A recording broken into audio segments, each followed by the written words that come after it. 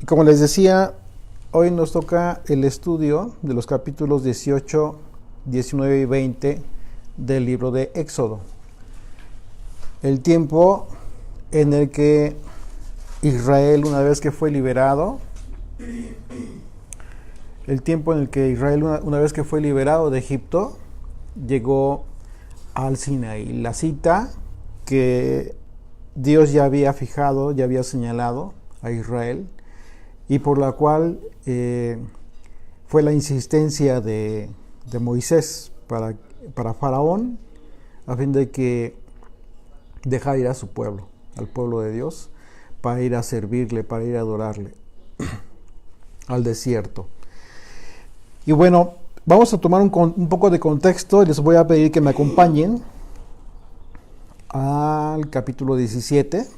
A partir del verso 8 vamos a hacer una pequeña lectura solamente como referencia al tiempo de esta primera guerra que tiene Amalek, los contrarios que van en contra del pueblo de Dios.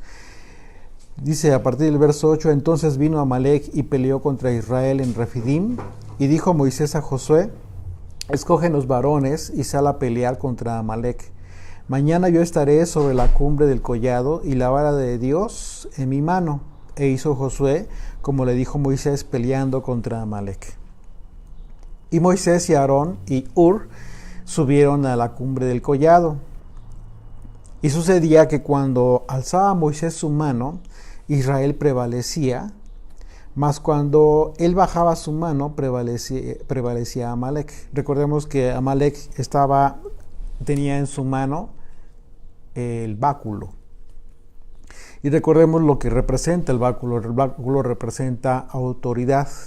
Pero esa autoridad es una autoridad delegada, no es una autoridad propia de Moisés, sino es la autoridad que Dios le delegó a Moisés, al enviado. ¿Ok?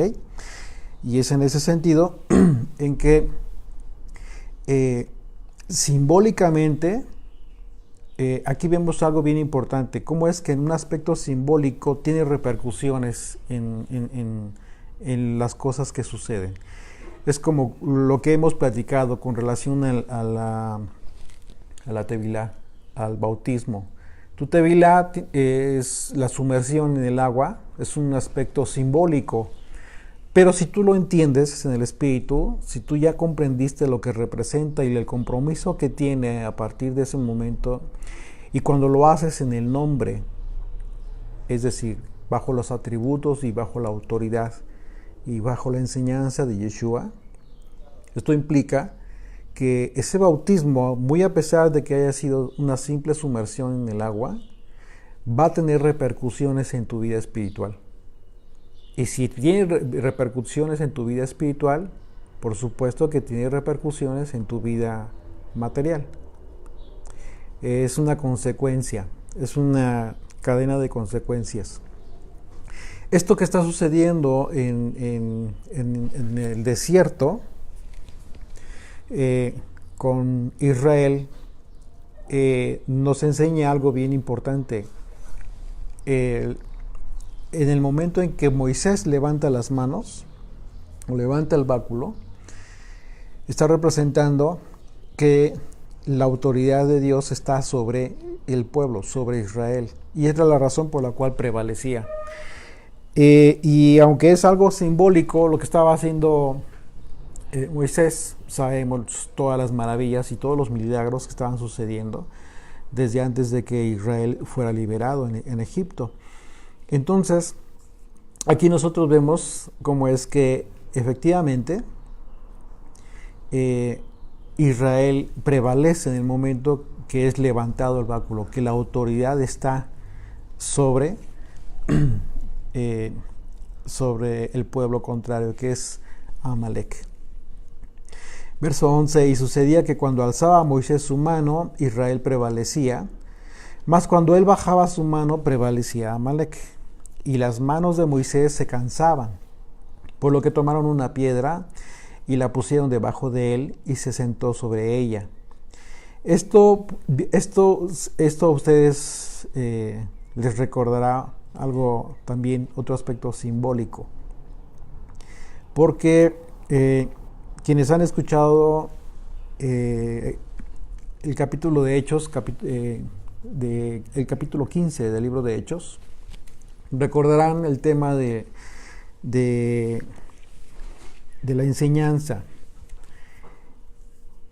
Y cuando Yeshua menciona esta piedra en el capítulo 23 del Evangelio de Mateo, es precisamente algo relacionado con esto, lo que le llaman la cátedra de Moisés. La cátedra de Moisés tiene que ver con esta piedra precisamente donde se supone que Moisés se sentaba a leer, a enseñar, a instruir y a juzgar al pueblo de Dios en base a la Torá. De manera que lo que está representando aquí es la autoridad de Dios a través del báculo y la forma en cómo es que esta autoridad iba a ser entendida, iba a ser ejercida a través de la cátedra, a través de esta piedra en donde sentaron a Moisés. Es algo simbólico que nos pudiera representar justamente esto. ¿Ok? Dice, y Aarón y Hur sostenían sus manos, el uno de un lado y el otro de otro. Así hubo en sus manos firmeza hasta que se puso el sol. Ahora bien, esto que estamos viendo, esta escena, es una representación simbólica, como lo comentamos, pero también al ver que están las dos manos y no solamente una de Moisés sosteniendo el báculo, la forma que se crea en ese momento podríamos verlo como el momento en que Yeshua estaba en la cruz, levantando los brazos en relación al significado del nombre. O sea, el nombre de Ur, se los voy a leer por si quieren anotarlo. El nombre de Ur viene de una raíz que se llama Khur y tiene que ver con madriguera, la madriguera de una serpiente. Y si nosotros recordamos esta escena en el momento en que Yeshua estaba en la cruz, conectamos a la serpiente porque la serpiente representa la maldición y es justo lo que Yeshua cargó en la cruz, el pecado del mundo y se hizo maldición por nosotros. Entonces, en ese momento está, por un lado, esto que está representando Hur a través de su nombre, pero por otro lado también está representando la santidad por parte de Aarón. Entonces, simbólicamente, en el aspecto que pudiéramos nosotros ver, es justamente una cruz, ¿sí? Y en un momento la cruz, lo que para ti representa y lo que para mí nos representa, pues es la salvación. La salvación que nosotros estamos teniendo a través del sacrificio de Jesucristo.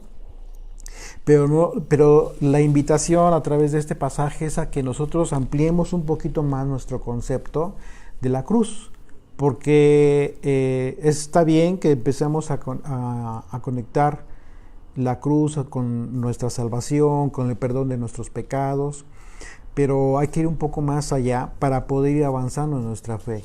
Y aquí entonces ya podemos conectar la cruz con la Torá, con la santidad y al mismo tiempo con este sacrificio que hizo Yeshua al haber sido sometido a la maldición por el pecado por el cual se separó del Santísimo, del Eterno, y eso todo por nosotros. Entonces, entendiendo esto aún más, se complementa nuestra percepción de la cruz. Verso 13, y Josué deshizo a Amalek y a su pueblo a filo de espada. Amalek, ¿qué representa Amalek? Esto es algo bien importante. Amalek es un pueblo por el cual, como vemos a final del capítulo, el Señor dijo que tendría guerra con Amalek de generación en generación. Voy a terminar de leerlo. Dice otra vez a partir del verso 14: y el Señor dijo a Moisés: escribe esto para memoria en un libro, y di a Josué que raeré de todo la memoria de Amalek debajo del cielo. Josué, el nombre de Josué en el hebreo es Yehoshua, que en su raíz tiene que ver con el nombre de Yeshua, salvación. Está relacionado con el nombre de Yeshua. De manera que cuando le dice el Señor a Moisés, dile a este que es una representación o una sombra de aquel que vendrá, que raeré la memoria de Amalek debajo del cielo. Okay. Verso 15: y Moisés edificó un altar y llamó su nombre Yud-Hei-Vав-Hei Nisi. Entonces aquí ya tenemos la complementación de todo esto que sucedió: Moisés levantando las manos, Ur de un lado, Aarón de otro lado, el pueblo de Israel abajo peleando contra el maligno, y el estandarte Yud-Hei-Vав-Hei Nisi, que significa el eterno,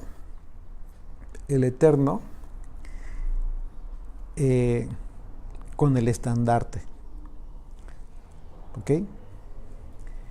Yud-Hei-Vав-Hei Nisi, que significa el Señor es mi estandarte, el eterno es mi bandera.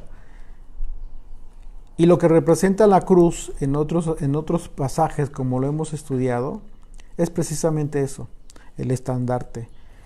El estandarte que prometió el Señor, que sería, que levantaría a las naciones. Verso 16: y dijo: por cuanto la mano de Amalek se levantó contra el trono del Señor, el Señor tendrá guerra con Amalek de generación en generación. ¿Okay? Entonces la expresión, como les decía, la expresión de Yud-Hei-Vав-Hei Nisi significa Yud-Hei-Vав-Hei es mi estandarte. Entonces esta cruz, la forma en que Dios, la forma a través del sacrificio de Yeshua, es la manera en que se mantendría esta lucha de generación en generación. ¿Por qué?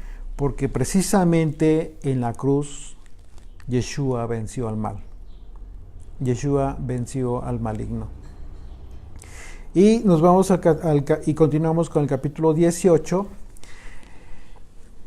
Y dice: oyó Jetro, sacerdote de Madián, suegro de Moisés, todas las cosas que Dios había hecho con Moisés y con Israel su pueblo, y cómo el Señor había sacado a Israel de Egipto. Y tomó Jetro, suegro de Moisés, a Séfora, la mujer de Moisés, después que la envió, y a sus dos hijos. El uno se llamaba Gersón, porque dijo: forastero, he sido en tierra ajena. Y el otro se llamaba Eliezer, porque dijo: el Dios de mi padre me ayudó. Y es justamente lo que significan esos dos nombres. Y me libró de la espada de Faraón. Y Jetro, el suegro de Moisés, con los hijos y la mujer de éste, vino a Moisés en el desierto, donde estaba acampando, junto al monte de Dios. Y dijo a Moisés: yo, tu suegro Jetro, vengo a ti con tu mujer y sus dos hijos con ella. Y Moisés salió a recibir a su suegro y se inclinó y lo besó. Y se preguntaron el uno al otro cómo estaban y vinieron a la tienda.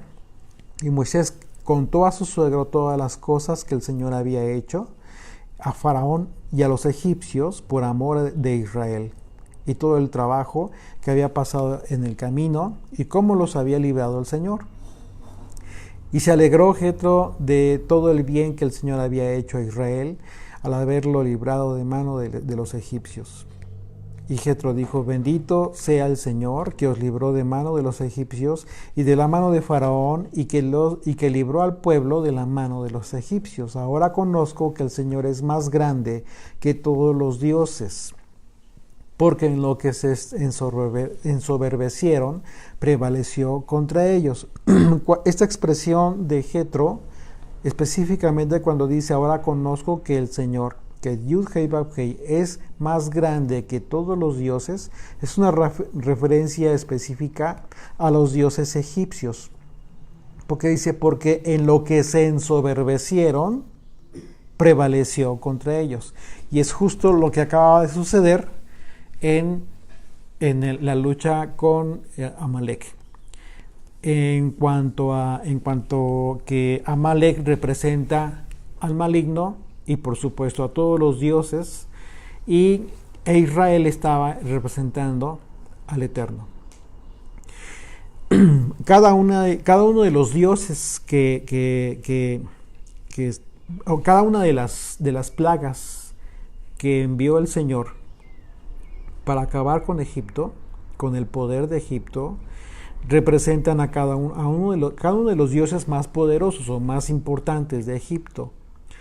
Esto lo vamos a ver en su momento cuando ya estudiemos el verso por verso, y vamos a ver cómo es que efectivamente el Señor derrota a Egipto, no solamente en forma material, no solamente en el sentido de haberlo acabado en sus recursos y en todo lo que representaba la estructura, la infraestructura y el poderío económico de Egipto, sino que lo acabó en el aspecto espiritual, lo derrotó en el aspecto espiritual, porque el aspecto espiritual de Egipto era muy importante por todos los dioses que ellos veneraban. Entonces vamos a ver en su momento el significado de cada uno de los dioses y el significado de la plaga con la cual Dios exterminó a estos dioses. Pero bueno, ya en su momento lo veremos. Verso 12: y tomó Jetro, suegro de Moisés, holocaustos y sacrificios para Dios. Y vino Aarón y todos los ancianos de Israel para comer con el suegro de Moisés delante de Dios. Recordemos que quien llevaba a cabo ofrendas de paz comía delante de Dios. Simbólicamente esto representaba como que comían con Dios. En el sistema sacrificial, ya cuando lleguemos al libro de Levítico, vamos avanzando, apenas vamos en Génesis, pero vamos a entender cómo es que el propósito de las ofrendas era tener una convivencia con Dios. Es como si cuando tú invitas a alguien a comer a tu casa, tú haces un banquete, quieres agradar a tus invitados y les ofreces lo mejor. Es algo parecido, solamente que es en total reverencia al Eterno. Y lo que se hacía era precisamente eso. Quienes llevaban a cabo la ofrenda comían, no en todas, había algunas ofrendas que eran el holocausto completo para el Eterno, pero la mayor parte de las ofrendas en donde se ofrecía algún animal, etcétera, comían los sacerdotes, comía aquel que llevaba a cabo la ofrenda, y otra parte era totalmente quemada. Y esto representaba que estaban como comiendo, conviviendo, tenían un banquete con el Eterno.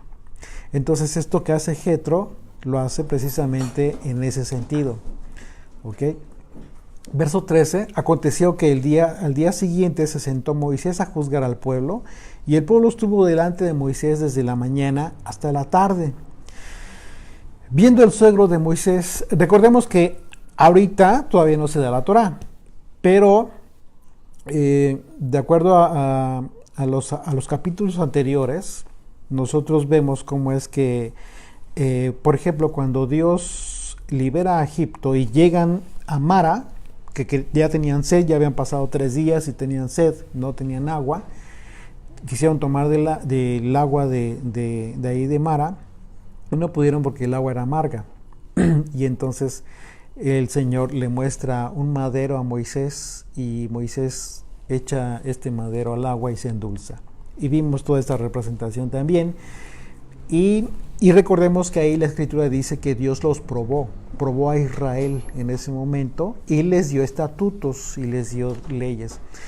Entonces, estas leyes ya se le venían dando a Moisés desde este momento.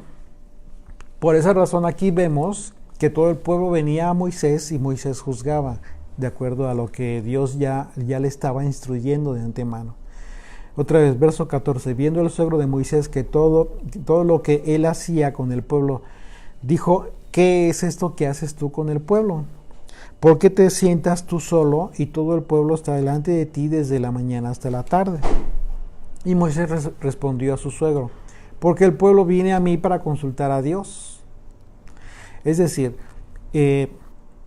literalmente Moisés estaba teniendo una consulta diaria con el Eterno a fin de juzgar los asuntos del pueblo. Verso 16, cuando tienen asuntos, vienen a mí, y yo juzgo entre el uno y el otro, y declaro las ordenanzas de Dios y sus leyes, ya se dan cuenta. Lo que hacía Moisés era ejercer el gobierno de Dios a través de la Torá, que hasta este momento solo Moisés podía ejercer, ya que como vemos, Moisés consultaba a Dios y específicamente Moisés no decidía por él mismo, bajo su criterio propio, los asuntos. Él consultaba con el Eterno. Y algunas leyes que él ya sabía, que ya conocía de cómo aplicarlas, pues era obvio que simplemente las ejercía. Verso 17. Entonces el suegro de Moisés le dijo, no está bien lo que haces.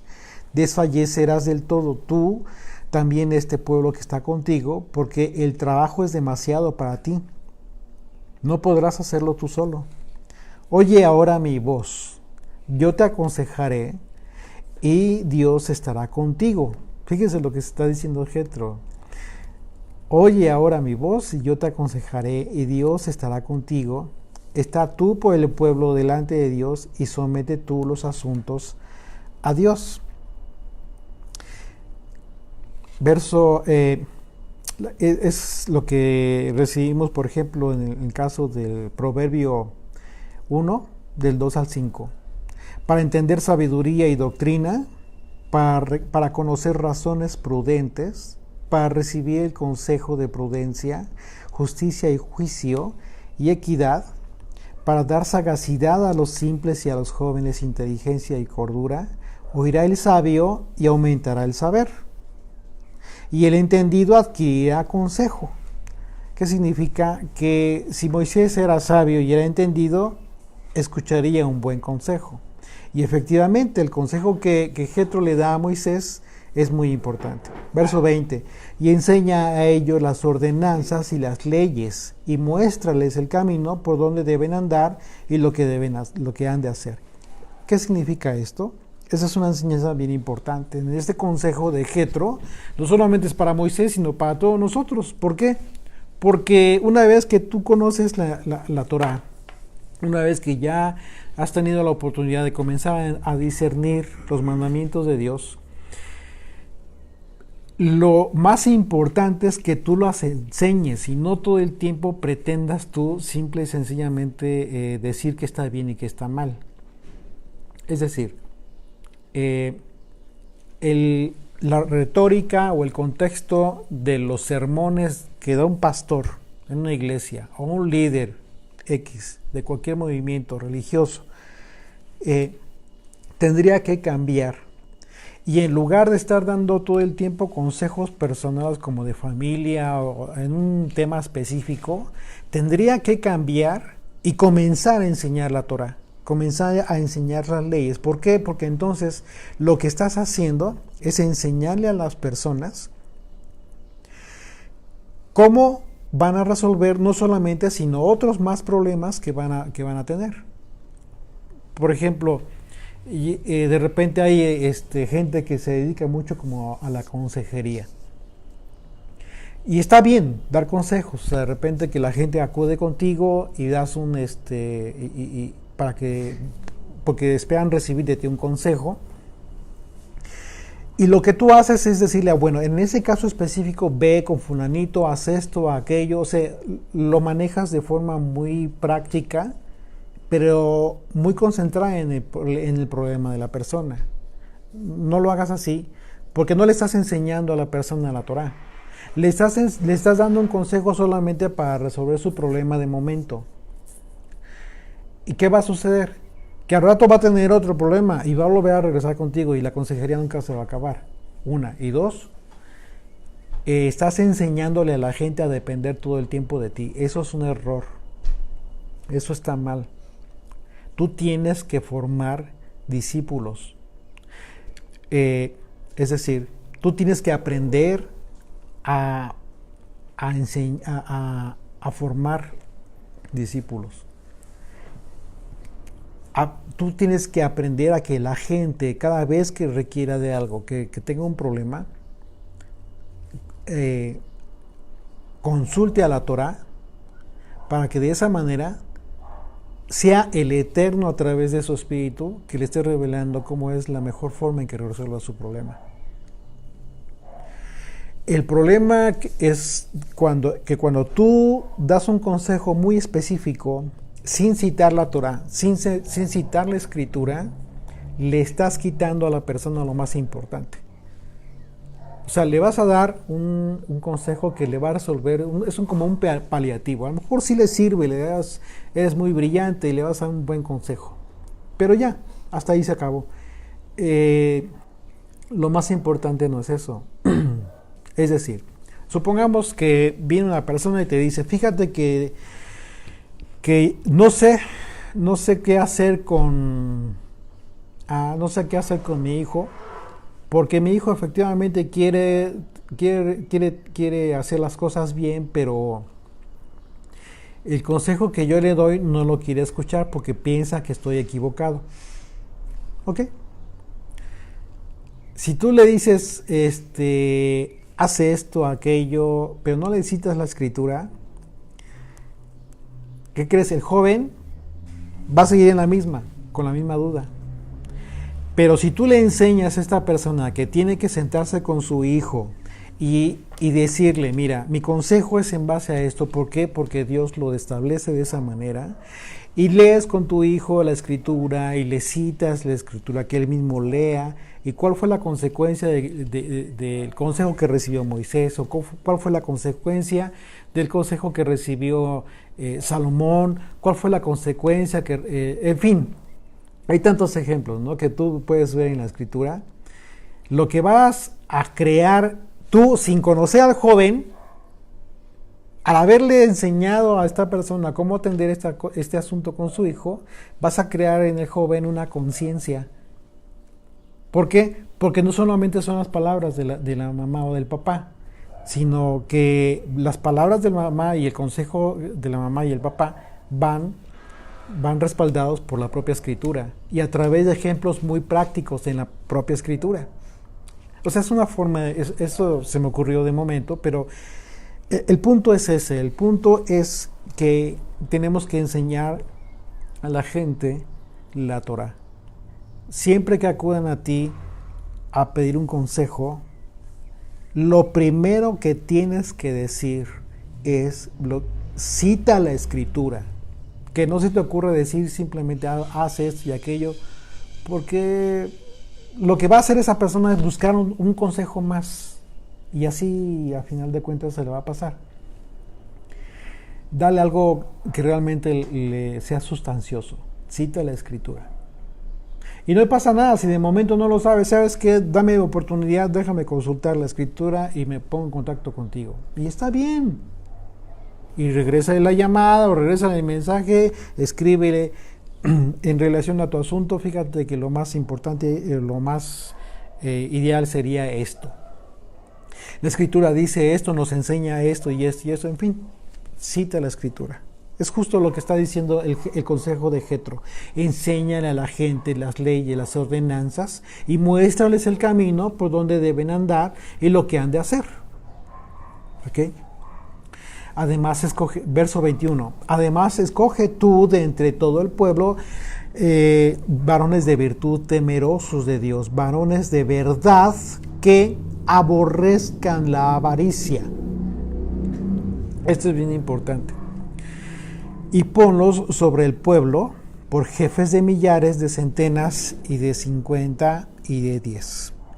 Y ellos juzgarán al pueblo en todo tiempo, y todo asunto grave lo traerán a ti, y ellos juzgarán todo asunto pequeño. Así aliviarás la carga de sobre ti, y la llevarán ellos contigo. Si esto hicieres, y Dios te lo mandare, tú podrás sostenerte, y también todo este pueblo irá en paz a su lugar.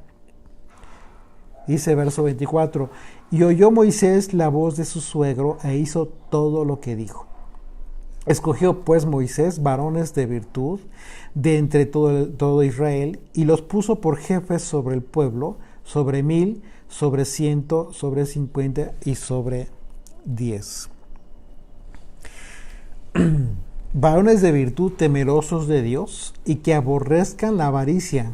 Esas son las características que le recomendó Jetro como indispensables para aquellos que estarían encargados de impartir justicia. Estas son las características que el apóstol Pablo tomó para aconsejar a Timoteo respecto de quienes debían ser escogidos para servir. Acompáñenme a Timoteo, 1 Timoteo 3.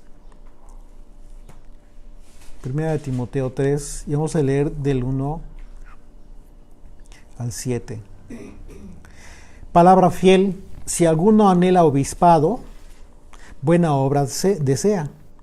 Pero es necesario que el obispo sea irreprensible, marido de una sola mujer, sobrio, prudente, decoroso, hospedador, apto para enseñar, no dado al vino, no pendenciero, no codicioso de ganancias deshonestas, ¿ok?, sino amable, apacible, no avaro. Aquí estamos viendo las dos características que Jetro resumió, ¿ok?, en el consejo.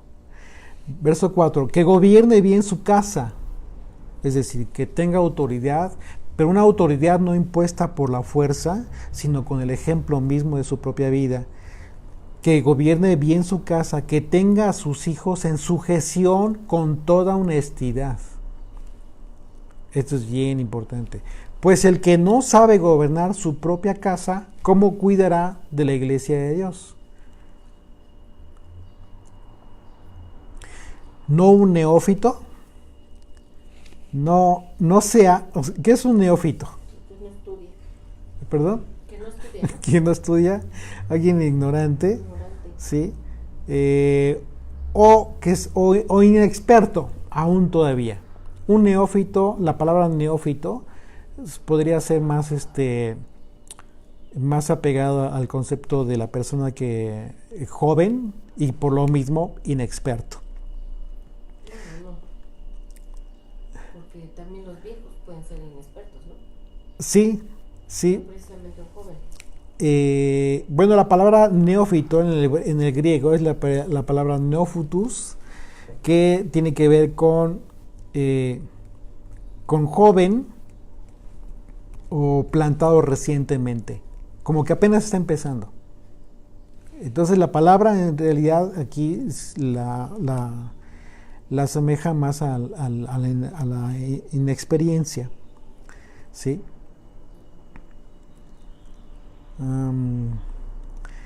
Dice, pues el que no sabe gobernar su propia casa, ¿cómo cuidará de la iglesia de Dios? Es el verso 5. Dice, pero fíjense qué importante esto, el gobernar su propia casa. ¿Por qué? Porque de lo que estábamos hablando ahorita es precisamente eso. ¿Qué es lo que tú cómo puedes dar un consejo si en un momento dado tú mismo realmente no lo estás viviendo? Tú no puedes hablar y dar un consejo a un papá o una mamá acerca de, por ejemplo, de la rebeldía de sus hijos, que hacen lo que quieren, son desobedientes, son desobligados los hijos, si en tu casa tienes lo mismo. O sea, no has podido resolver el problema. Y la pregunta es, ¿cómo darías un consejo de esa manera?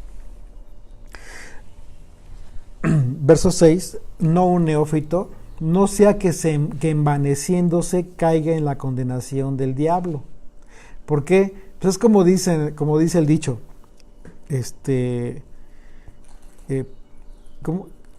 alguien que se sube al tabique y se marea, ¿no? O sea, alguien que le das un poquito de autoridad y ya se mareó y efectivamente por eso dice para condenación del diablo. Verso 7, también es necesario que tenga buen testimonio de los de afuera, para que no caiga en descrédito y en lazo del diablo. Claro. Entonces, como vemos aquí, efectivamente lo que está aconsejando Jetro a Moisés es justo las características, aunque le resume Jetro, pero lo resume en características de personas que tendrían esta responsabilidad de ejercer la Torá, de ejercer las leyes que les iba a enseñar Moisés para impartir justicia en el pueblo. Verso 26, y juzgaban, de Éxodo 18, y juzgaban al pueblo en todo tiempo, el asunto difícil lo traían a Moisés y ellos juzgaban todo asunto pequeño, y despidió Moisés a su suegro y éste se fue a su tierra. Verso 19, en el mes tercero de la salida de los hijos de Israel de la tierra de Egipto, en el mismo día llegaron al desierto de Sinaí. Habían salido de Refidim, llegaron al desierto de Sinaí y acamparon en el desierto, y acampó allí Israel delante del monte. Y Moisés subió a Dios, y el Señor lo llamó desde el monte, diciendo, así dirás a la casa de Jacob, y anunciarás a los hijos de Israel. Vosotros visteis lo que hice a los egipcios, y cómo os tomé sobre alas de águila, y os he traído a mí. Esta es una expresión alegórica, poética, respecto de la santidad con la cual el Señor saca a Israel con poder. Eso es una representación de poder y santidad. Verso 5. Ahora pues, si diereis oído a mi voz y guardareis mi pacto, vosotros seréis mi especial tesoro sobre todos los pueblos, porque mía es toda la tierra, y vosotros me seréis un reino de gente santa. Estas son las palabras que dirás a los hijos de Israel. ¿Ok? Bien. Ser especial tesoro de Dios implica necesariamente constituirse como sacerdote y gente santa. ¿Ok? De acuerdo a este versículo. Es una condición. En ese sentido, un sacerdote cumple con la función de ser intermediario entre Dios y los hombres. El propósito de la liberación de la salvación de los primogénitos de Israel en Egipto fue precisamente esto. En origen fue este. Es decir, que Israel fuera luz a las naciones, y para lo cual, ¿cómo podía ser luz? Intercediendo, no solamente en oración, sino a través de la instrucción, la enseñanza de la Torá a las naciones. ¿Ok? O sea, un intermediario entre Dios y los hombres, pero como nación. Y en consecuencia, un sacerdote es el encargado de orar a Dios e interceder por la gente. En ese sentido, una vez que ya estás en pacto, tienes la misma obligación de un sacerdote. Siempre que tengas oportunidad, debes hablar su palabra. No te calles. Siempre que tengas la oportunidad, tampoco hay que ser imprudentes, pero hay que entender el momento en que es la oportunidad de hablar su palabra. Y al mismo tiempo, mantenerte orando todo el tiempo, cual persona que vive en el Espíritu.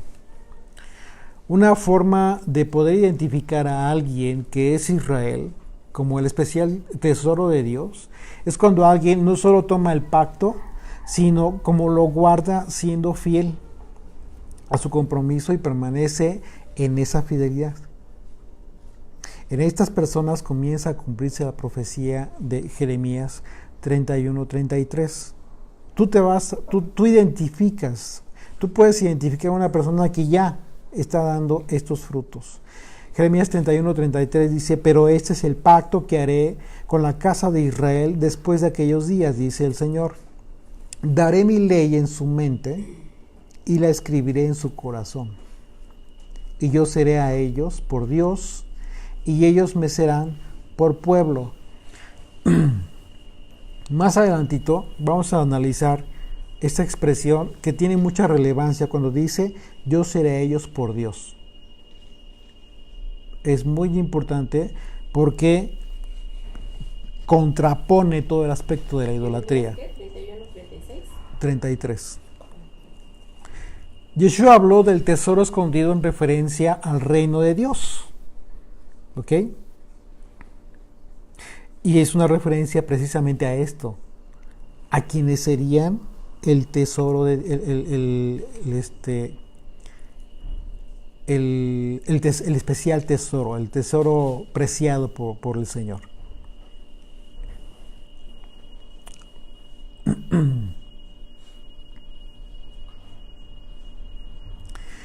Mateo 13:44. Además, el reino de los cielos es semejante a un tesoro escondido en un campo. Recordemos que simbólicamente el campo representa al mundo. Entonces el mundo en todas las naciones está Israel, está en la dispersión, pero está escondido. ¿Ok? Y por eso Yeshua dice estas palabras. Dice, además, el reino de los cielos es semejante a un tesoro escondido. Lo que está haciendo Yeshua aquí es que está hablando del reino, o sea, del tesoro, de este tesoro preciado para Dios, que es su pueblo, que es Israel, pero lo está comparando justamente con el reino de los cielos. Fíjense qué importante es que tú lo conectes de esta manera. Voy a leer otra vez, verso 44. Además, el reino de los cielos es semejante a un tesoro escondido en un campo, el cual un hombre halla y lo esconde de nuevo, ¿sí? Y gozoso por ello va y vende todo lo que tiene y compra aquel campo. Si tú lo ves de esta manera, Yeshua está hablando en todo momento del reino que se había acercado a la tierra, pero también que está descubriendo cuando dice, he venido por las ovejas perdidas de la casa de Israel. El hombre que lo está encontrando. ¿Ok? Está encontrando a las ovejas perdidas de la casa de Israel, pero están escondidas.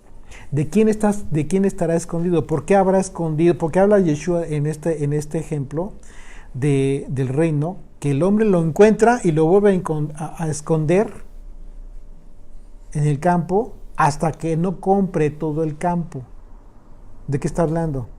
Del Israel que está siendo revelado, del Israel que está siendo descubierto como las ovejas perdidas de la casa de Israel en todo el mundo, pero que se mantienen en lo oculto. ¿Por qué en lo oculto, en la dispersión?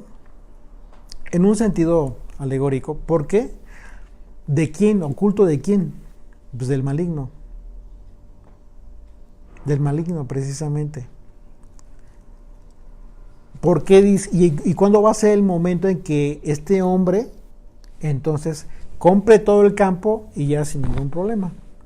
El tiempo de su venida, el tiempo del regreso del Señor, en que todo le será entregado. ¿Ok? Dice, entonces, un verdadero hijo de Dios, una vez que conoce el mensaje del Evangelio, ve la oportunidad de adherirse a la nación del pacto. Es decir, los hijos de Dios que están dispersos, que aún no entienden o no han recibido el mensaje del Evangelio, lo que están esperando es esto, precisamente, que alguien llegue y les dé el mensaje del Evangelio y que despierten, que hagan la conexión con su identidad. Esos Los que son de veras no la piensan. No la piensan, no tendrían que pensar. No nos engañemos, hay gente que la piensa muchísimo, por años, y no se deciden. No, simple y sencillamente no es así, no funciona de esa manera. ¿Por qué? Porque están esperando, el alma clama la identidad de Israel.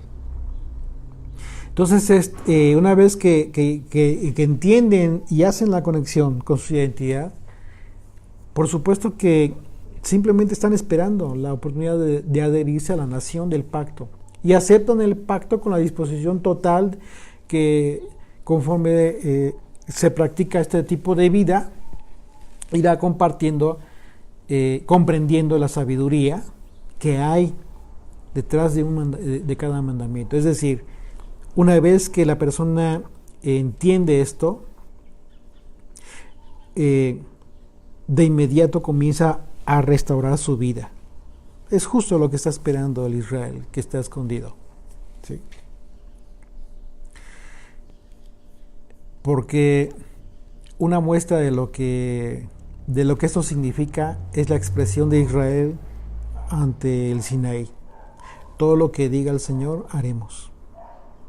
Incluso antes de conocer toda la Torah. Hay personas que dicen, yo no puedo aceptar el pacto si no conozco la Torah, si no conozco bien toda la Torah. Bueno, pues no. Una de dos, o no le ha llegado el momento de despertar. Todavía hay algún proceso pendiente por ahí. Pero eso no nos toca a nosotros discernirlo tampoco. Verso 7, entonces vino Moisés y llamó a los ancianos del pueblo y expuso en presencia de ellos todas estas palabras que el Señor le había mandado. Verso 8, y todo el pueblo respondió a una y dijeron, todo lo que el Señor ha dicho, haremos. Y Moisés refirió al Señor las palabras del pueblo. Entonces el Señor dijo a Moisés, he aquí, yo vengo a ti en una nube espesa, para que el pueblo oiga mientras yo hablo contigo, y también para que te crean para siempre.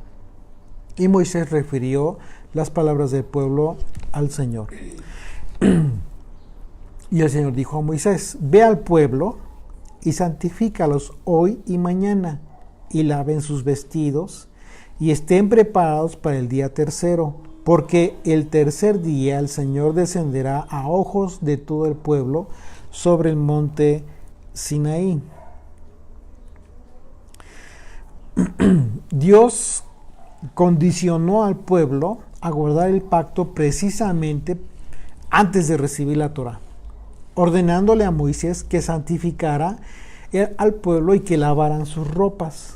Esto implica, entre otras cosas, que solo aquellos que se comprometieron a guardar el pacto lavarían sus ropas. Fíjense qué importante es esto. Es la condición para recibir el pacto. ¿Qué es lo que celebramos en Pentecostés? La entrega de la Torá. El hecho de que el pueblo recibió el pacto. Una vez más, esto implica, entre otras cosas, que solo aquellos que se comprometieron a guardar el pacto lavarían sus ropas. Aquellos que dijeron, ¿qué dijeron? Todo lo que diga el Señor, eso haremos. Para recibir la ley en sí, que es el pacto. ¿Qué fue lo que sucedió para que tú pudieras participar de la Pascua? Tuviste que haber entrado en pacto, haber decidido entrar en pacto. Entonces, esta es una continuación más.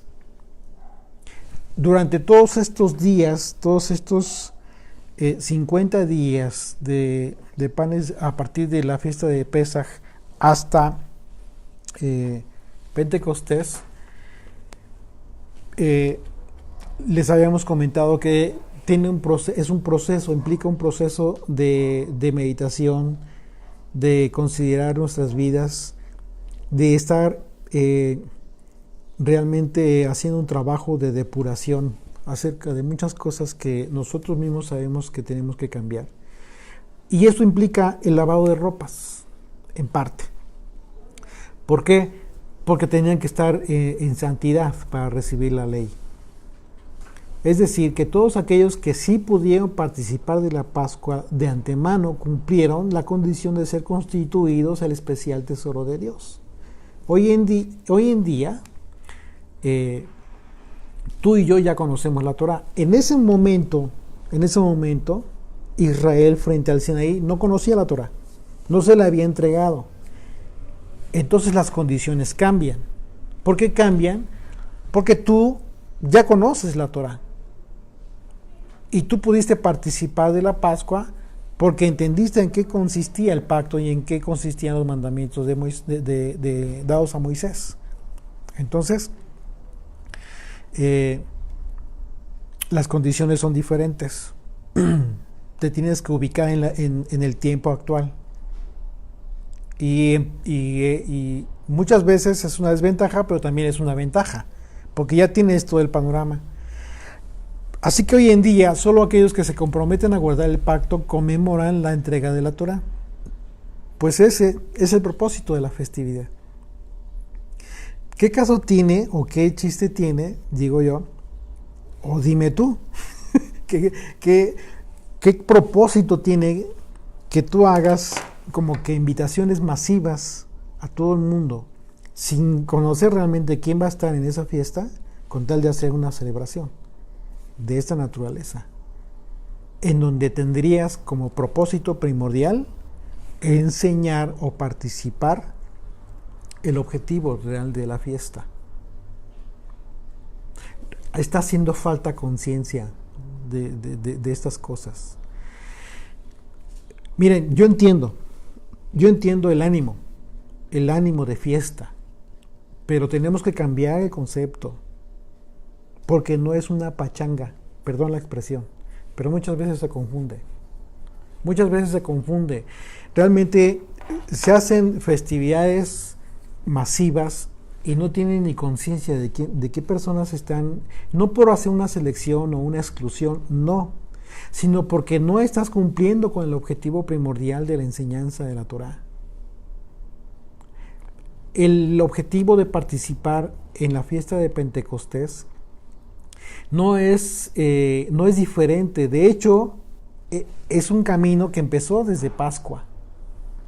Entonces, si desde la fiesta de la Pascua tú comenzaste un proceso en el que no tú, sino la propia persona está decidiendo si realmente quiere compromiso o no con Dios, ¿cómo te olvidas de eso y después a partir de entonces dices tú ya no importa entonces que estén en pacto o no estén en pacto las personas, pues que vengan a la fiesta y que conozcan? Perdóname, pero no es ese el objetivo. En ninguna parte de la Biblia hay un extranjero celebrando estas fiestas. Todos los extranjeros que salieron de Israel en este momento previo en el que vamos a entrar, se comprometieron y dijeron, todo lo que el Señor diga, eso haremos. A partir de ese momento dejaron de ser extranjeros. No es una justificación para que cualquiera ya participe de una fiesta en donde el Señor está invocando a la santidad. No se acabó en Pesaj, continúa. ¿Y por qué continúa? Pues tiene una lógica. Todo tiene una secuencia. ¿Por qué? Porque las 7 fiestas anuales constituyen un plan de redención. Pero el plan de redención no empieza en Shavuot, o no empieza en la fiesta de las trompetas. No, empieza desde antes de Pesaj. Ese plan de redención empieza desde antes de Pesaj. ¿Ok? Entonces, si el propósito entonces de esta fiesta pues, es recibir la Torá, y en virtud de que solo hasta entonces, como dice Éxodo 10:9, el Señor le dijo a Moisés que santificara el pueblo. Es decir, que el propósito de Shavuot es recibir el pacto. ¿Ok? Existe una analogía profética en los 2 días previos, esto es bien importante, 2 días previos a la entrega de la Torá.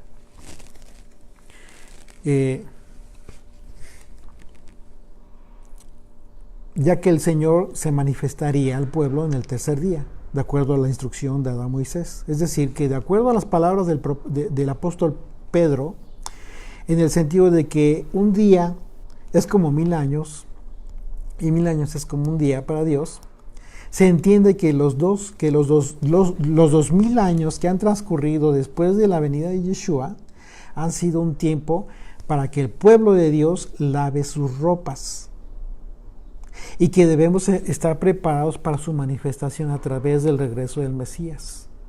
¿Ok? ¿Que sería cuándo?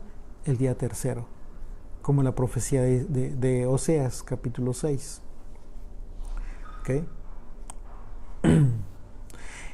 Verso 12 de Éxodo. Y señalarás término al pueblo en derredor, diciendo: guardaos, no subáis al monte, ni toquéis sus límites. Cualquiera que toca el monte, de seguro morirá. No lo tocará mano, porque será apedreado o aseteado. Sea animal o sea hombre, no vivirá. Cuando suene largamente la bocina, subirán al monte. La palabra bocina, literalmente, aquí por ejemplo, la palabra bocina es diferente, cambia, porque es la palabra Yobel, que significa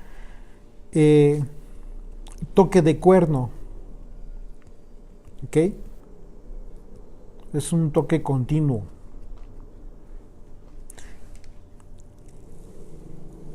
Verso 14. Y descendió Moisés del monte al pueblo, y santificó al pueblo, y lavaron sus vestidos, y dijo al pueblo: estad preparados para el tercer día, no toquéis mujer. ¿Por qué dijo esta instrucción específica al pueblo? La disposición de no tocar mujer tiene que ver con la santificación del pueblo solamente.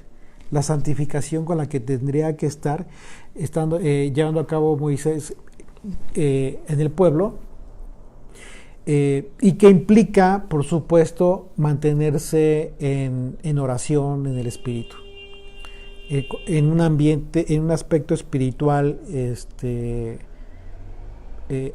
apropiado para la santidad.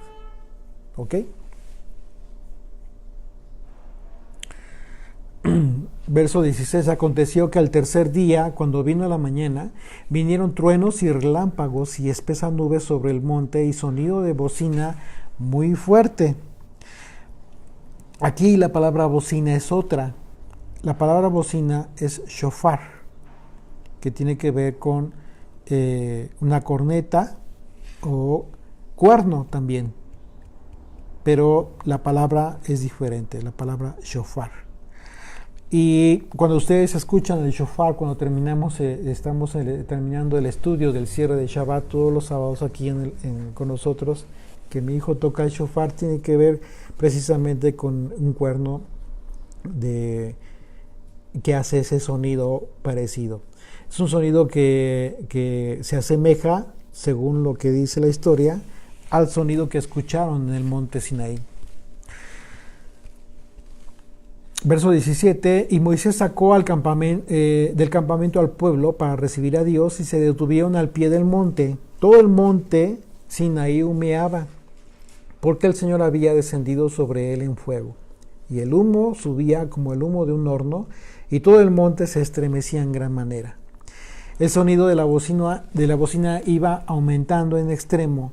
Moisés hablaba y Dios le respondía con voz tronante. Y descendió el Señor sobre el monte Sinaí, sobre la cumbre del monte, y llamó el Señor a Moisés a la cumbre del monte, y Moisés subió. Y el Señor dijo a Moisés: desciende, ordena al pueblo que no traspase los límites para ver al Señor, porque caerá multitud de ellos. Y también que se santifiquen los sacerdotes que se acercan al Señor, para que el Señor no haga en ellos estrago. Moisés dijo al Señor: el pueblo no podrá subir al monte Sinaí, porque tú nos has mandado, diciendo: señala límites al monte y santifícalo. Y el Señor le dijo: ve, desciende y subirás tú y Aarón contigo, mas los sacerdotes y el pueblo no traspasen el límite para subir al Señor, no sea que haga en ellos estrago. Entonces Moisés descendió y se lo dijo al pueblo. Capítulo 20. Y habló Dios a todas estas palabras diciendo: Yo soy el Señor tu Dios, que te saqué de la tierra de Egipto, de casa de servidumbre.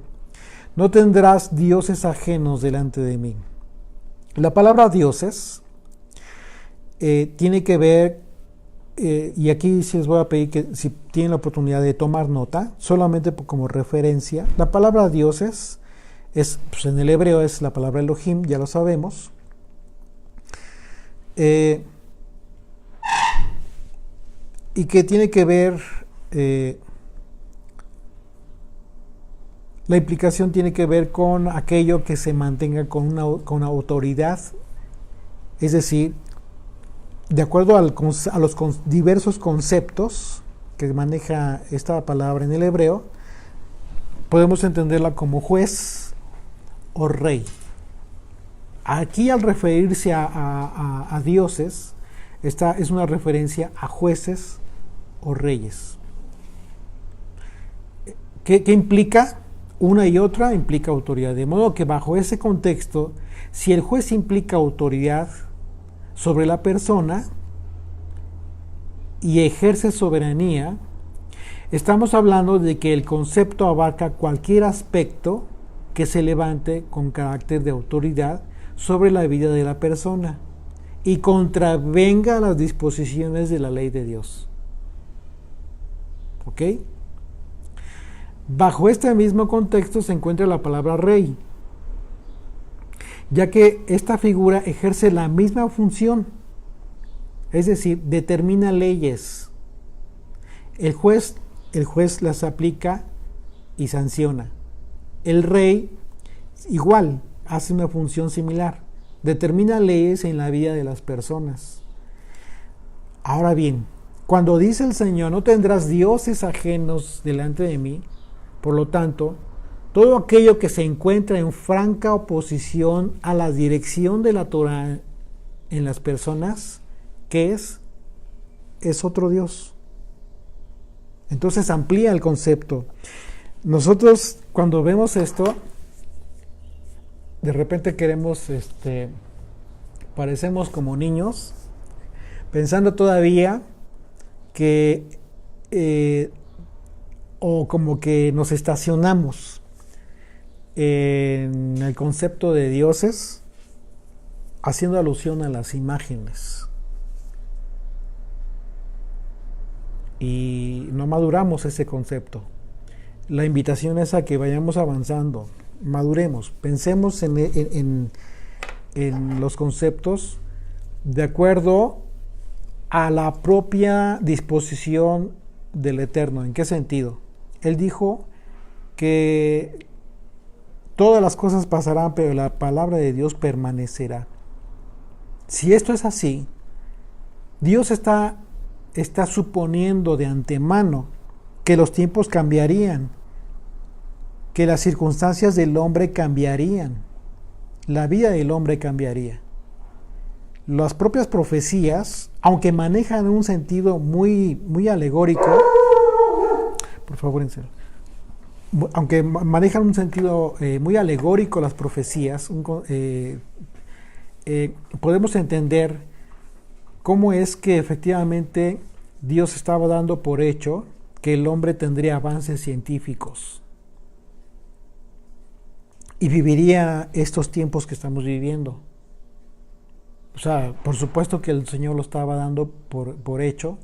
Así es de que es ilógico que tú te quedes con el concepto de cuando dice el Señor: no tendrás dioses ajenos delante de mí. Te estás imaginando que la gente todavía todo el tiempo esté permaneciendo con ídolos, con imágenes en sus casas, con la Virgen, con no sé, o santos. Es mucho más importante que eso. Es mucho más peligroso que eso. Esto es cosa de niños, pensar en esas imágenes. Ok, hay gente infantil, hay gente que no madura, hay gente que aún tiene ese tipo de idolatría, pero créeme, ese tipo de idolatría realmente, bajo el concepto real que Dios quiere que tú entiendas, es más inofensivo eso que el concepto de idolatría que muchos hoy tienen.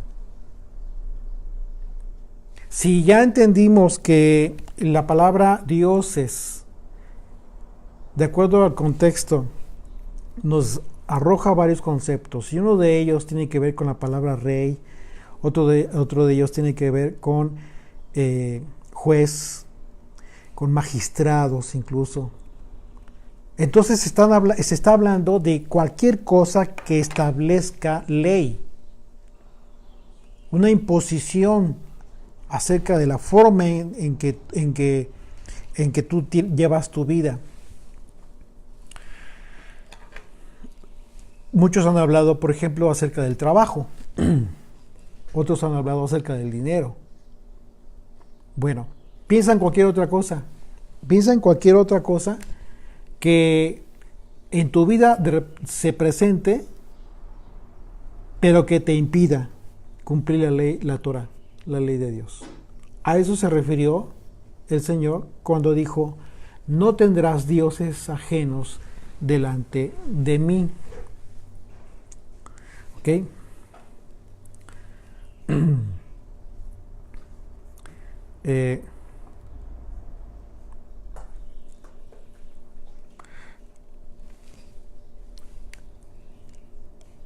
Ahora bien, si nosotros estamos hablando de este tema, te conecta de inmediato con la idolatría, ¿sí? Y así entonces nos encontramos que el reclamo de Dios para el pueblo, de acuerdo a los profetas, fue que justo las leyes que se hicieron, que muchas veces contradecían la ley de Dios, constituyen idolatría. A ver, vamos a ver si ya la conectamos. ¿Ok? Dice el Señor, dice el mandamiento: no tendrás dioses ajenos delante de mí. La palabra dioses, entre otros muchos conceptos, te habla de jueces, rey, magistrado, palabras que implican la imposición de leyes. ¿Ok? Es decir, no vas a tener leyes, o sea, otros jueces delante de ti, otras personas que establezcan leyes en tu vida. Tú que eres Israel, no lo vas a tener delante de mí. ¿Ok? Y en ese sentido, lo que tienes que entender es que lo que te está pidiendo Dios es que no tengas nada en tu vida que se presente o que te establezca una forma de vida que te impida cumplir la ley de Dios. ¿Por qué? Porque ya está constituyéndote una ley aparte o separada de la ley bajo la cual tú deberías de vivir. Y bajo ese mismo contexto se encuentra las otras palabras: rey, juez, magistrado. Entonces, por lo tanto, todo aquello que se encuentra en franca oposición a la dirección de la Torah es otro Dios. Todo. Comienza ya a pensar entonces cuántas cosas. ¿Ok? Entonces, tu panorama de Dios se amplía enormemente. Esto implica idolatría forzosamente. Y así entonces nos encontramos que el reclamo de Dios para los pueblos, para el pueblo de Dios a través de los profetas, fue justo que las leyes que se hicieron y que muchas veces contradecían la ley de Dios constituyen ¿qué? Idolatría. Es decir, el propio pueblo, en desobediencia se hizo otros dioses. Marcos 7, a partir del verso 8, dijo Yeshua, son las palabras de Yeshua: porque dejando el mandamiento de Dios, os aferráis a la tradición de los hombres, los lavamientos de jarros, de vasos de beber, y hacéis otras muchas cosas semejantes. Les decía también, bien invalidáis el mandamiento de Dios para guardar vuestra tradición. Aquí está otro Dios. No tendrás dioses ajenos delante de mí. Verso 10. Porque Moisés dijo, honra a tu padre y a tu madre, y el que maldiga a padre o madre muere irremisiblemente. Pero vosotros decís, basta que diga un nombre al padre o a la madre, es corbán, que quiere decir mi ofrenda a Dios, todo aquello con que pudiera ayudarte. Y no le dejáis hacer más que por su padre o por su madre, invalidando la palabra de Dios por vuestra tradición que habéis transmitido, y muchas cosas hacéis semejantes a estas. ¿Qué es lo que está diciendo Yeshua? Yeshua está citando el reclamo justo de la transgresión a este mandamiento. No tendrás dioses ajenos delante de mí. Así es de que esta es una vez más, una forma en cómo la propia Escritura te dice, deja de lado, abandona las prácticas tradicionales, porque a final de cuentas constituyen idolatría. Verso 4, no te harás imagen de ninguna semejanza de lo que esté arriba en el cielo, ni abajo en la tierra, ni en las aguas de debajo de la tierra. La palabra imagen en el hebreo es pesel, que significa estatua, una imagen de talla o tallada. Y cuando el apóstol Pablo habla, se dirige en su carta a los romanos, refiere este tema. Dice Romanos 1, a partir del 21 al 23, pues habiendo conocido a Dios no le glorificaron como a Dios ni le dieron gracias, sino que se envanecieron en sus razonamientos, en sus propios razonamientos, y su necio corazón fue entenebrecido. Profesando ser sabios, se hicieron necios. Está hablando de gente que usa la razón y que en base a la razón se consideran su sabiduría, su propia sabiduría. O sea, no está hablando de gente tonta, ¿eh? No, la idolatría no tiene nada que ver con gente obtusa, tonta, como quieran llamarle. No. Realmente estamos hablando de gente que usa mucho su capacidad de raciocinio. Pablo está hablando de esas personas. Y se cambiaron la gloria del Dios incorruptible en semejanza de imagen de hombre corruptible, de aves, de cuadrúpedos y de reptiles. Que tiene que ver precisamente con toda la imagen que servía también de idolatría. Verso 5. No te inclinarás a ellas ni las honrarás, porque yo soy el Señor tu Dios fuerte, celoso, que visito la maldad de los padres sobre los hijos hasta la tercera y cuarta generación de los que me aborrecen. Y hago misericordia a millares, a los que me aman y guardan mis mandamientos. La maldición de la idolatría hasta la tercera y cuarta generación se cumple por la influencia, necesariamente por una influencia de los padres hacia los hijos. Pero esta influencia se da siempre y cuando estas generaciones permanecen aborreciendo a Dios, como lo hicieron sus padres. ¿Qué es la palabra aborrecer? La palabra aborrecer tiene que ver con ir en contra, oponerse. Aborrecer es tener enemistad con, ¿ok? En ese sentido, por eso se utiliza la palabra aborrecer. Dice el Señor, los que tienen enemistad conmigo. Sin embargo, esta maldición se rompe. O sea, no significa que por el hecho de que el padre, la madre o los abuelos hayan sido idólatras, ya los hijos están sentenciados a sufrir esa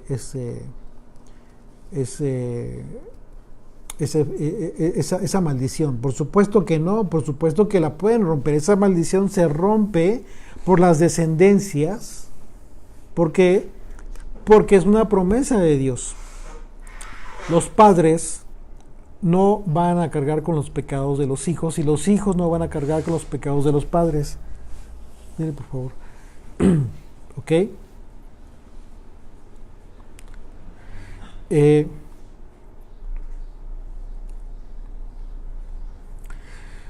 Entonces los hijos tienen toda la oportunidad de romper con esa maldición en el momento, y Dios es tan misericordioso que van a tener las descendencias siempre van a tener la oportunidad de tener un discernimiento.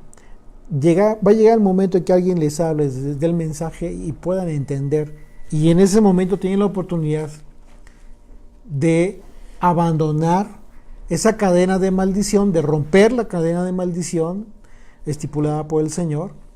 ¿Por qué? Porque tienen la oportunidad de regresar al buen camino, de dejar la idolatría.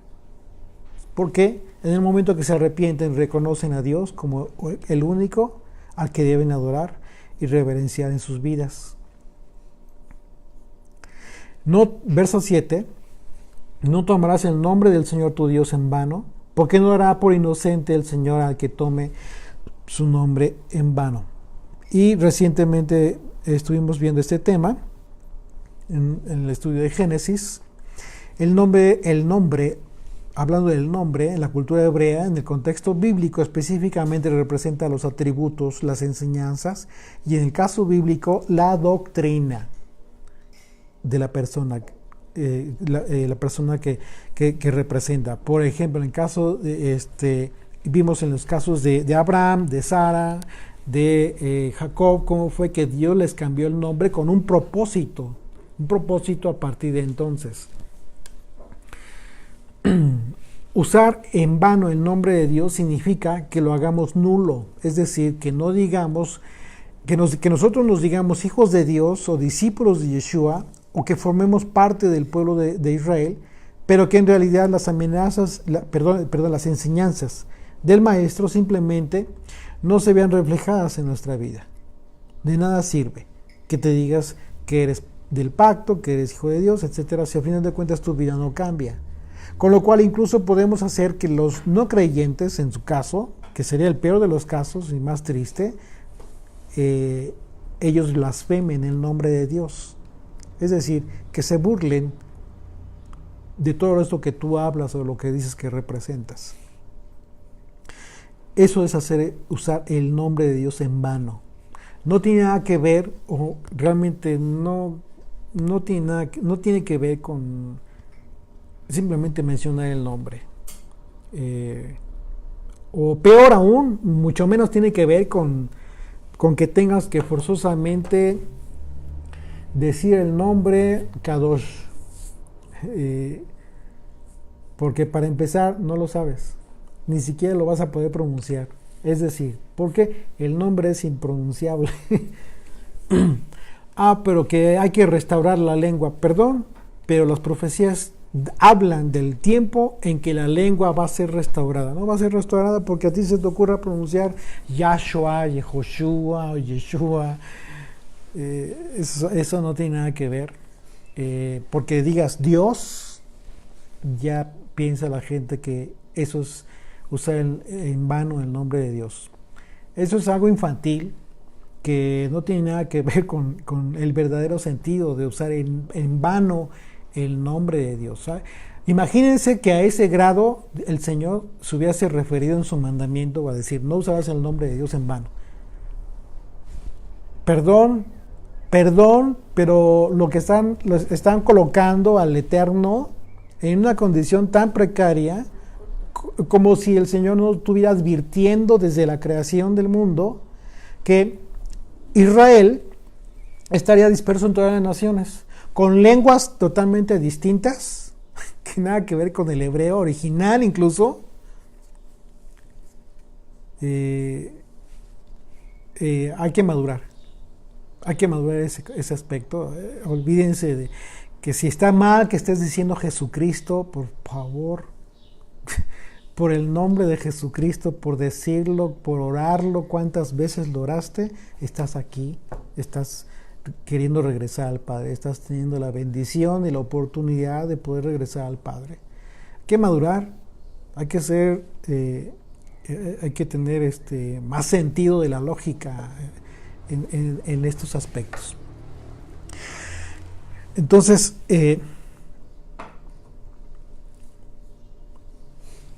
A eso se refirió el Señor cuando dijo no, que no usemos en vano su nombre. Éxodo 28, acuérdate del día de reposo para santificarlo. 6 días trabajarás y harás toda tu obra, mas el séptimo día es reposo. Para el Señor tu Dios no hagas en él obra alguna. Tú, ni tu hijo, ni tu hija, ni tu siervo, ni tu criada, ni tu bestia, ni tu extranjero que está dentro de tus puertas, porque en 6 días el Señor Dios hizo los cielos y la tierra, el mar y todas las cosas que en ellos hay, y reposó en el séptimo día. Y por tanto el Señor bendijo el día séptimo y lo santificó, lo apartó.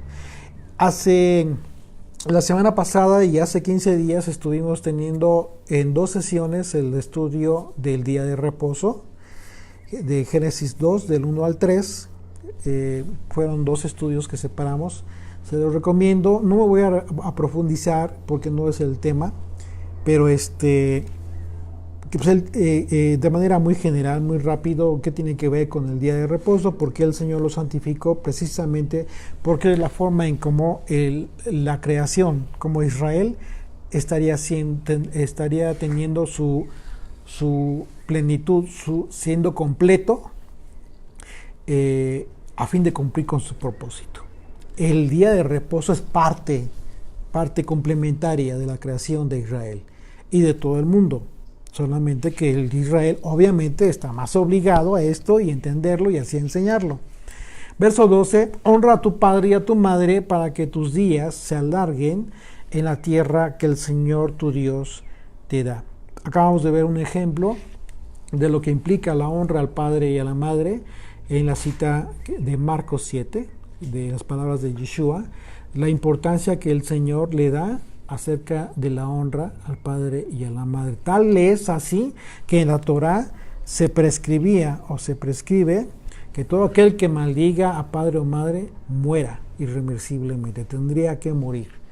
El asunto es que obviamente no vamos a darle muerte a un hijo que deshonra a sus padres, pero el problema es que este hijo está muriendo delante de Dios. ¿Qué significa esto? La muerte de la que habla en estos casos el Señor no es que tú tengas que darle muerte, porque tú no tienes la autoridad ni la santidad, ni eres Yeshua como para emitir un decreto de muerte en contra de una persona, sino que lo que está sucediendo, las palabras del Eterno implican que esta persona, este hijo, muere delante del Eterno a partir de ese momento. Es decir, el día que su cuerpo deje de existir, no dormirá, sino que efectivamente morirá, y quizás si no se arrepintió en vida, tenga que padecer la muerte segunda. ¿Okay? Que bueno, ya lo veremos en su momento. De lo que habla capítulo 20 de Apocalipsis. No matarás, y esto es literal, no matarás. ¿Por qué es literal? Porque efectivamente dijo el Señor, el que derrame sangre de hombre, por el hombre su sangre será derramada, porque a imagen de Dios es hecho el hombre. El mandamiento es literal, tal cual, no matar. No cometerás adulterio. Bueno, y aquí yo sé que va a haber muchas dudas, muchas preguntas, o por qué en relación a que si en defensa propia, Israel, por ejemplo, en la pelea que tuvo con Amalek, ¿qué fue lo que sucedió? Pues bueno, se defendieron del ataque de Amalek, pero es algo diferente.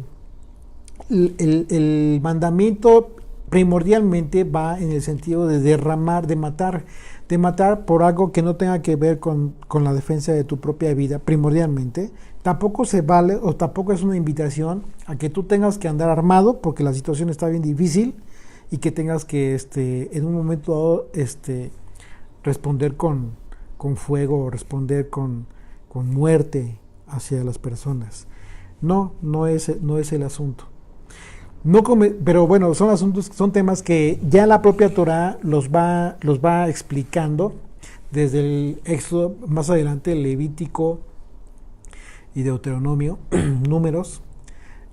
Son libros en los que se van profundizando más en estos mandamientos y se explican las razones con más detenimiento. Vamos a hacer, en este caso solamente hacemos una relatoría muy general de estas que son declaraciones. Son declaraciones de donde deriva toda la Torá. Así es de que son como premisas mayores todas estas. No cometerás adulterio, ¿ok? Si un hombre cometía adulterio con la mujer de su prójimo, el adúltero y la adúltera y efectivamente serán muertos. Dice Levítico 20, a partir del 10. No hurtarás. El hurto tiene que ver con el robo y a través del engaño. Dice Levítico 19, 11, no hurtaréis y no engañaréis ni mentiréis el uno al otro y no juzgaréis falsamente por mi nombre, profanando así el nombre de tu Dios, yo, el Señor. El hurto está muy relacionado con el falso testimonio, la mentira, el engaño. Hay un delito muy específico ya en los códigos penales que se tipifica como abuso de confianza. Está muy similar, muy parecido. La forma en cómo se comete es muy parecido. No hablarás contra tu prójimo falso testimonio.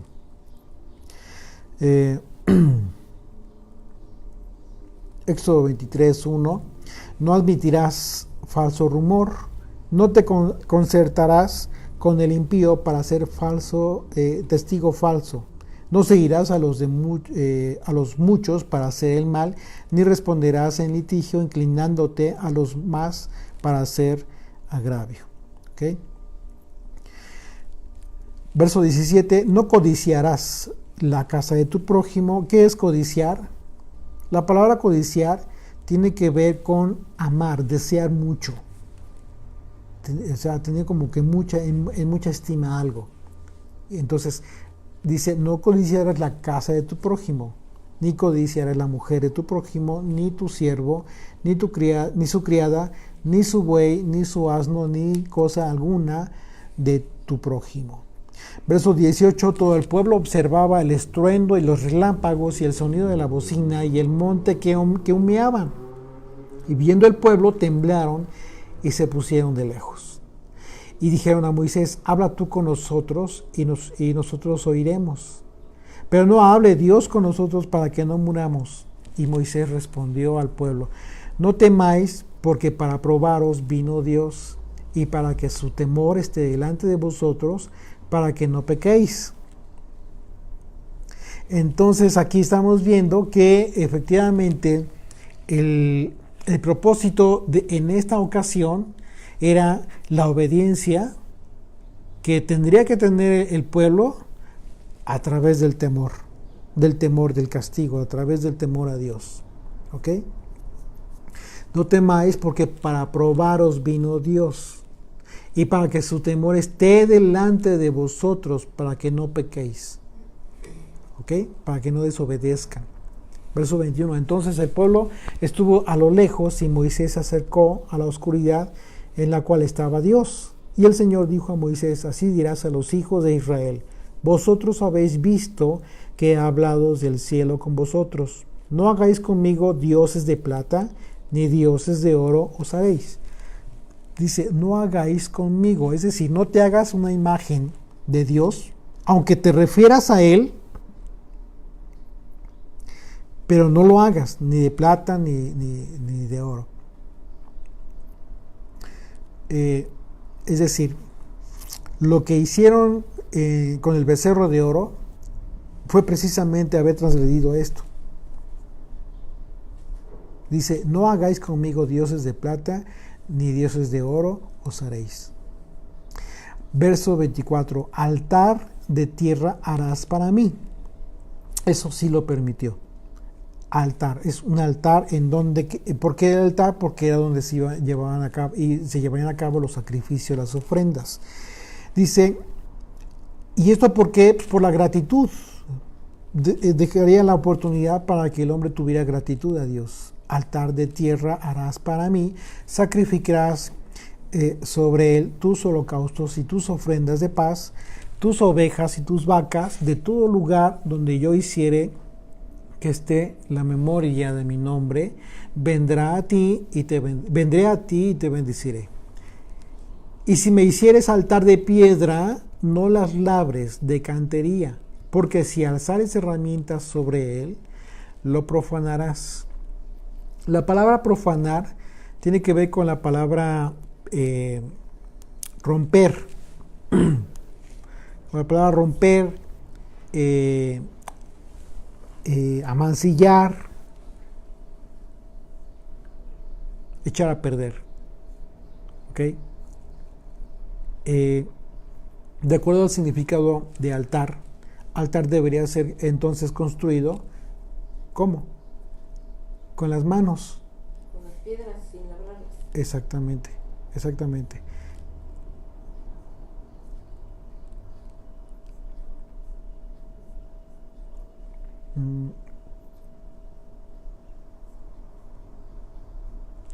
Ok, dice, no subirás por gradas a mi altar para que tu desnudez no se descubra junto a él. Ok, pues bueno, vamos a concluir aquí. Fue fue un recorrido muy general, sin entrar en tanta profundidad, pero hasta este momento vemos cómo es que efectivamente Israel se presenta ante el Sinaí a fin de cumplir el propósito por el cual fue liberado, entregarle el momento en que Dios le entregaría a Israel su ley y bajo la cual estarían gobernados. Y a partir de entonces se escribe un nuevo capítulo en la vida de Israel, porque entonces esto que de antemano Jetro ya había dado como consejo a Moisés comienza a cumplirse, comienza ya a avanzar en firme a través de toda esta ley que por escrito, y lo vamos a ver después, por escrito le fue entregado a Moisés. Vamos a hacer una oración, por favor, para terminar el estudio. Bendito eres tú, Señor. Gracias te damos, papito, por este Shabbat que nos das para el estudio de tu palabra y la meditación, Señor, en él. Gracias por cada mandamiento que nos estás dando, porque no solamente rige nuestras vidas delante de ti, sino delante de nuestro prójimo, Padre eterno. Ayúdanos a comprender cada mandamiento para así poderlo aplicar en nuestra vida. Te amamos, Señor, y te deseamos. En el nombre y por los méritos de Yeshua. Amén.